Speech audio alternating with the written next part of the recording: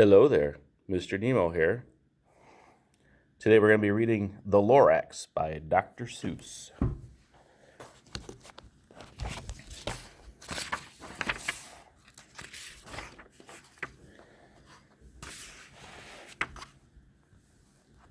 Hi.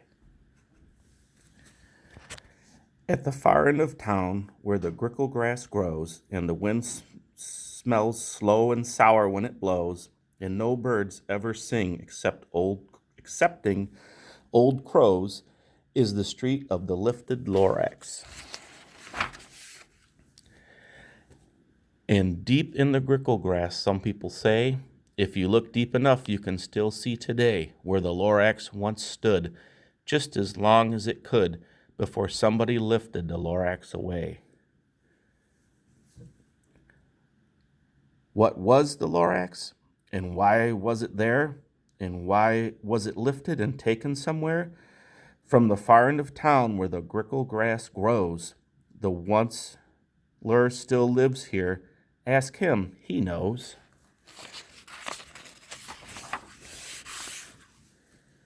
You won't see the onceler. Don't knock at his door. He stays in his lurkum on top of his store. He lurks in his lurkum, cold under the roof, where he makes his own clothes out of muffered moof. And on special dank midnights in August he peeks out of the shutters, and sometimes he speaks and tells how the Lorax was lifted away. He'll tell you, perhaps, if you're willing to pay. Wow.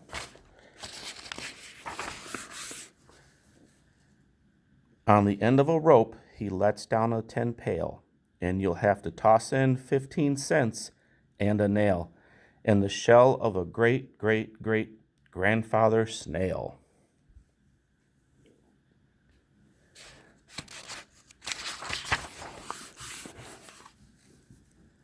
Then he pulls up the pail, makes a most careful count to see if you've paid him the proper amount. Then he hides what you've paid him away in his snub, his secret strange hole in his grooveless glove. Then he grunts, I will call you by whisper my phone, for the secrets I tell are for your ears alone. Wow. Slup, down slups the whisper my phone to your ear, and the old onceler's whispers are not very clear, since they have to come down through a snurgly hose, and he sounds as if he had smallish bees up his nose. Now I'll tell you, he says, with his teeth sounding gray, how the Lorax got lifted and taken away. It all started way back, such a long, long time back.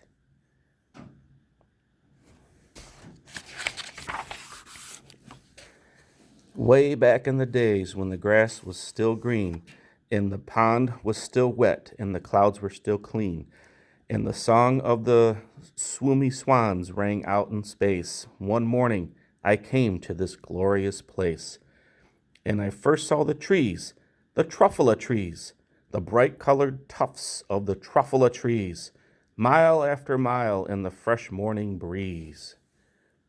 Wow. You like that, Nemo? Yeah. And under the trees I saw brown barbaloots frisking about in their barbaloot suits as they played in the shade and ate truffula fruits. From the rippleless pond came the comfortable sound of the humming fish humming while splashing around. You want to get in on that action, don't you? Yeah, look at all that water. Onceler wagon, that's pretty cool. But those trees, those truffula trees, all my life I'd been searching for trees such as these. The touch of their tufts was much softer than silk, and they had the sweet smell of fresh butterly milk. I felt a great leaping of joy in my heart. I knew just what I'd do. I unloaded my cart.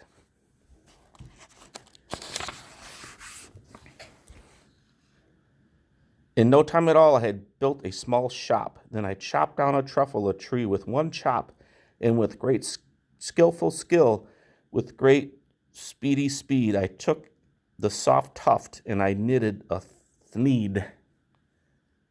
Oh, wow.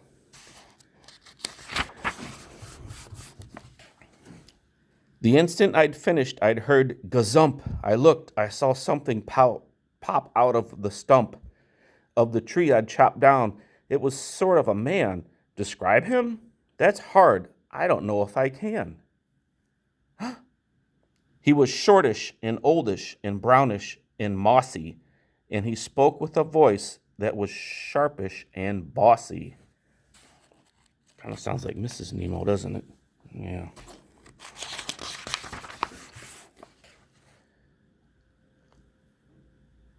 Mister, he said with a sawdusty sneeze, I am the Lorax. I speak for the trees.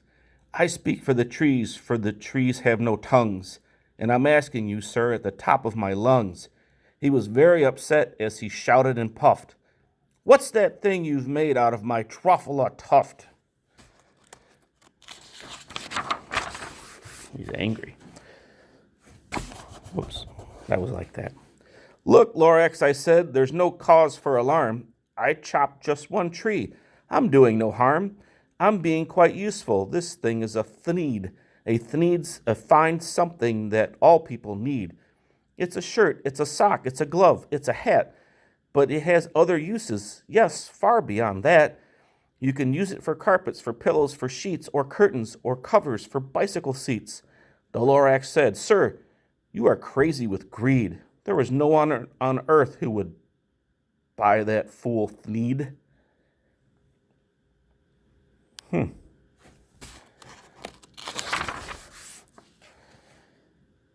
But the very next minute I proved he was wrong, for just at that minute a chap came along, and he thought that the thneed I had knitted was great. He happily bought it for $3.98. I laughed at the Lorax. You poor stupid guy. You never can tell what some people will buy. Oh boy. Those aren't very kind words, are they? No, that's not nice. I repeat, cried the Lorax, I speak for the trees. I'm busy, I told him. Shut up, if you please. That's not nice. No. I rushed across the room and in no time at all built a radio phone. I put in a quick call. I called on my brothers and uncles and aunts. I said, listen here. Here's a wonderful chance for the whole Onceler family to get mighty rich.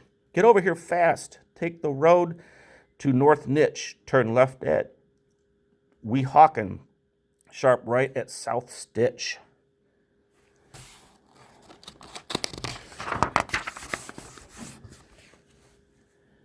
And in no time at all, in the factory I built, the whole Onceler family was working full tilt.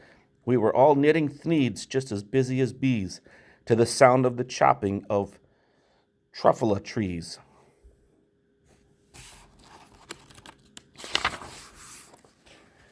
Then, oh baby, oh, how my business did grow. Now, chopping one tree at a time was too slow. So I quickly invented my super axe hacker, which whacked off 4 truffle trees at one smacker. We were making thneeds 4 times as fast as before, and the Lorax, he didn't show up anymore.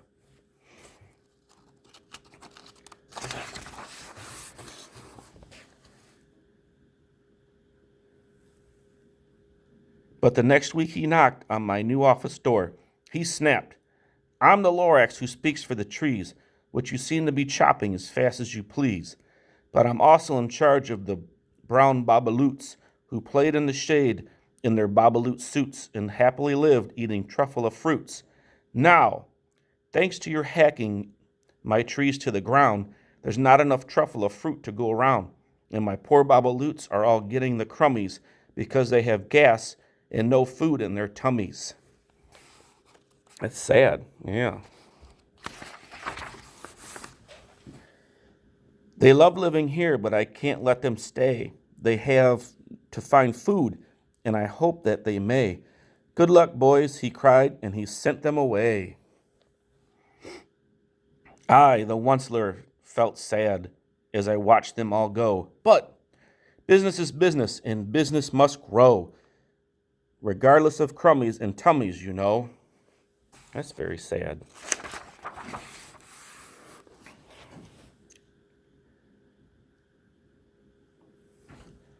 I meant no harm, I most truly did not, but I had to grow bigger, so bigger I got.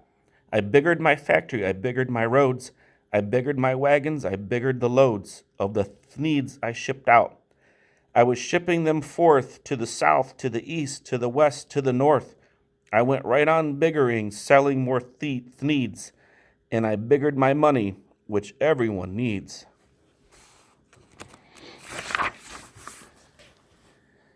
Then again he came back. I was fixing some pipes when the old nuisance Lorax came back with more gripes. I am the Lorax, he coughed and whiffed. He sneezed and he snuffed. He snargled, he sniffed. Onceler, he cried with a cruffulous croak. Onceler, you're making such a smugglous smoke.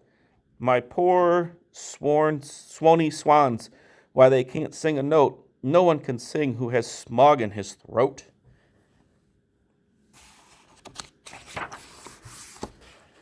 And so, said the Lorax, please pardon my cough. They cannot live here, so I'm sending them off. Where will they go? I don't hopefully know. They may have to fly for a month or a year to escape from the smog you've smogged up around here. That's sad, isn't it? Yeah, it's still very, very sad.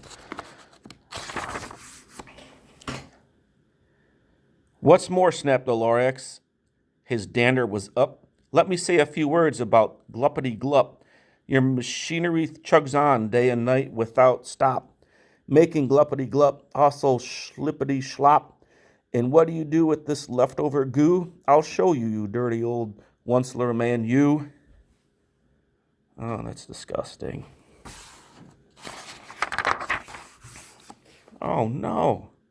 Close your eyes, Nemo. Don't look.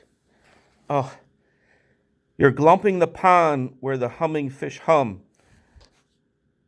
No more can they hum, for their gills are all glummed. So I'm sending them off. Oh, their future is dreary. They'll walk on their fens and get woefully weary in search of some water that isn't so smeary. Don't cry, Nemo. It's okay.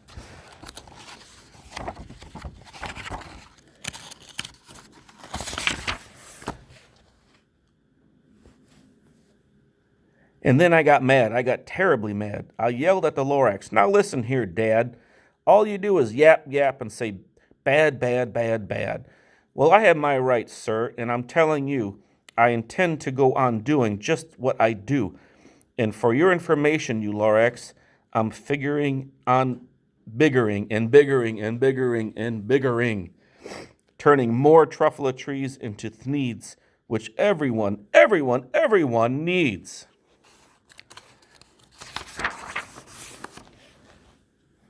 And at that very moment, we heard a loud whack. From outside in the fields came a sinking smack of an axe on a tree. Then we heard the tree fall, the very last truffula tree of them all. Oh my gosh. No more trees, no more thneeds, no more work to be done. So in no time, my uncle and aunts, everyone, all waved me goodbye. They jumped into my cars and they drove under the smoke-smuggered stars. Now all that was left neath the bad-smelling sky was my big empty factory, the Lorax, and I. All that money is gone. They bounced out. The Lorax said nothing. Just gave me a glance. Just gave me a very sad backward glance as he lifted himself by the seat of his pants, and I'll never forget the grim look on his face when he hoisted himself and took leave of this place through a hole in the smog without leaving a trace. There he goes.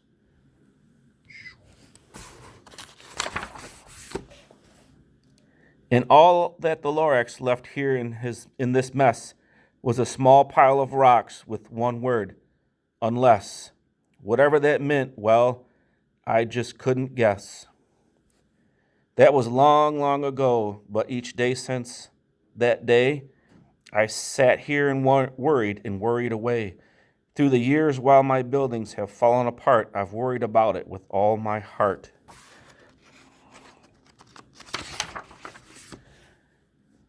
But now, says the oncelet, now that you're here, the word of the Lorax seems perfectly clear. Unless someone like you cares a whole awful lot, nothing is going to get better. It's not.